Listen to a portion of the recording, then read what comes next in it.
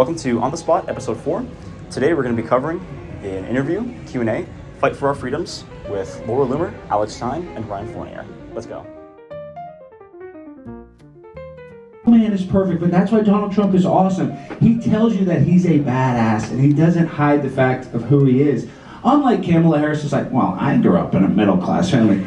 False. Jacob Hedone, majoring in accounting. The reason why I did the event is because I believe there's genuinely a fight happening in America, and I don't think it's Republican versus Democrats. It's more so good versus evil. I genuinely believe some people agree, some people disagree. I put this room together because I wanted young voters, college students, people that believe that the American spirit is still real, the American dream is still real, to have a moment and have a live event asking those questions, being able to ask the guest questions, me having an open conversation.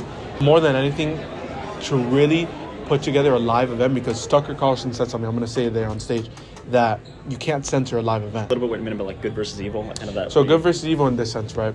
You could argue that, well, you know, you're a conspiracy when you see all these things. No, they'll never assassinate Trump.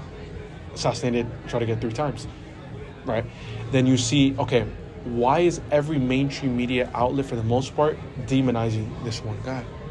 Wait, okay. So now everything, and you're seeing movements, you're seeing a woke agenda, you're seeing all these different things being pushed that, in my opinion, like I said, I am a Christian, so I do see things from a different point of view, but I do believe that it's good versus evil, and certain things are being normalized. The sexualization of kids, so much more stuff is just being pushed down our throats and being normalized. That's why I say it's a good versus evil.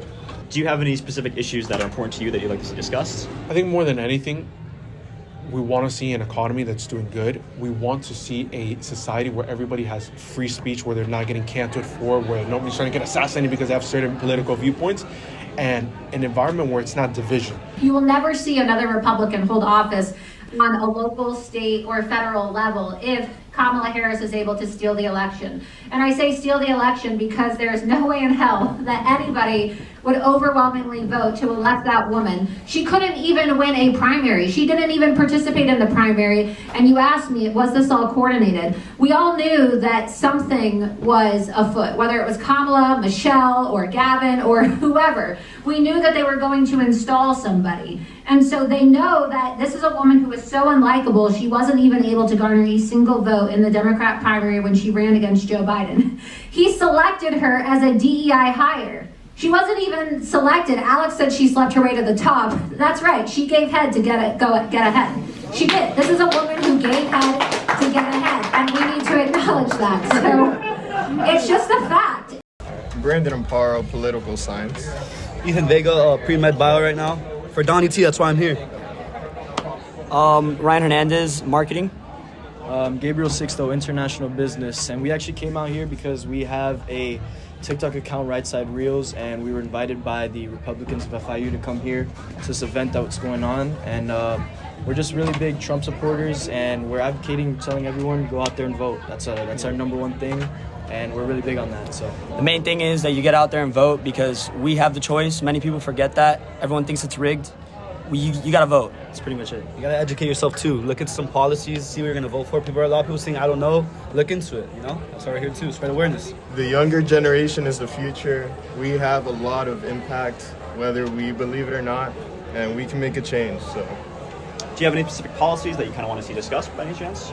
I want to see people talk about the immigration policy today. Talk about the economy, especially inflation. In 2022, it's the highest in 40 years. That's a huge one. Especially business owners here in Miami. I really want to hear about that. People, they're voting for Conor, but their dad owns a business.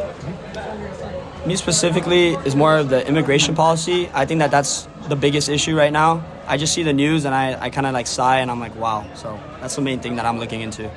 for me, it's mostly how Kamala says she's going to give the $250,000 to startup businesses and for people to buy new homes. But the thing is, who's going to pay for that? She's going to add taxes onto other people, and it's just, I don't think it's correct. So. The plan was for Mike Pence to break the Electoral Count Act, to choose these false electors instead of the ones chosen by their legislatures.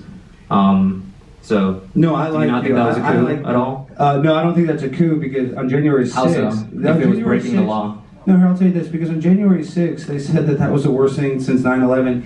Yet 3 hours after January 6th, they were able to reconvene and certify the election in Joe Biden's favor. Yeah, but it was delayed because 3 hours. A delay of 3 hours. Kamala Harris that's was, an interruption of the democratic process. Kamala Harris was never elected. She's running for She was elected president. vice president. She was elected. She was attorney elected general, vice she was elected president, DA. but no, let him talk. I'm saying she was not elected by her party. There was no primary, so all nobody the even got to delegates challenge who her. were going to cast their votes for Joe Biden decided to choose their Yeah, votes that's for called a Kamala Harris. coup. That's called a coup, dude. No, Yeah, there's no coup for yes, a primary that's- process in the Democratic Party. The Democratic That's a Party is coup. private. She was not. It's a private organization Well, that can decide. You're however not they that want. smart because you don't realize in primaries we vote for our candidates, and there was never a vote. Because all the delegates had already decided. That's when you do a primary, you're Yeah. deciding who your delegates will choose. But all the delegates No, were I know going to you're, cast this their guy votes for thinks Joe he's Biden. so smart, but you can't just admit that there was never an election. There was never a And primary then how about the process. January 6th? What about January 6th? And you know, yeah. No, and it's funny because I see this guy, he's brainwashed. So how many vaccines do you have? Probably a lot of them. Yeah. Well, I can tell you're vaccine injured. I can tell that you're vaccine injured, which is fine. It's just good. I'm Robert. I'm a computer science major. I decided to come out here when I was just walking past and I saw a sign with saying that Alex Stein and Laura Loomer are here. And I went to see kind of what they were saying. And I was listening, and for, I don't even know, it must have been 25, 30 minutes, just Alex Stein was spouting a lot of just misinformation, incorrect things, election denial, vaccine denial, all kinds of things. And, when it was Q&A section, I figured I'd, speak up and, push back against some of the lies he was saying on stage. What do you think is the biggest thing that you feel like wasn't addressed? And how do you feel about Stein's response to you?